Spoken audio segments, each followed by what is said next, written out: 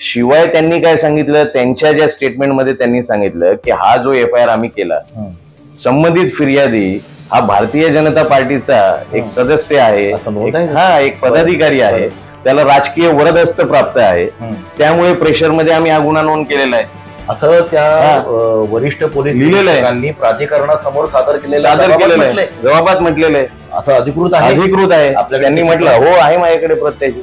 सगळ्यात धक्कादायक, ज्यावेळी आम्ही ह्या अहवालाची माहिती अधिकारामध्ये प्रत मागितली तर त्यावेळी आम्हाला नगररचना विभागाने हे लिहून दिलंय की सदर नसती आणि सदर अहवाल आमच्याकडे आढळूनच आलेला नाहीये. म्हणजे 100 दिवसांच्या कृती आराखड्यामध्ये तो हरवला असेल का? तो तिकडे लावताना गठ्ठे जे इकडे तिकडे लावले त्यांनी. आता मुळात असं आहे की भ्रष्टाचारामध्ये सरकार असो, सरकारचे अधिकारी असो, हे भ्रष्टाचारी पूर्ण लॉबी असो, ही किती खोलवरपर्यंत एक दुसऱ्याशी संगनमत करून एकमेकाशी गुंतलेली आहे हे निदर्शनास येत आहे.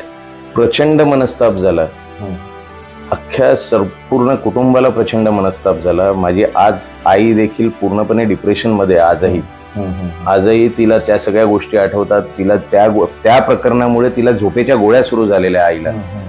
मला मुलगा झाला होता पण मी तो आनंद साजरा करू शकलो नाही. आमचे सगळे कुटुंबीय डिस्टर्ब झाले केवळ फक्त यांच्या ह्या दलालगिरीमुळे आणि ह्या पोलिसांनी केलेल्या चुकीच्या कर्तव्यामुळे.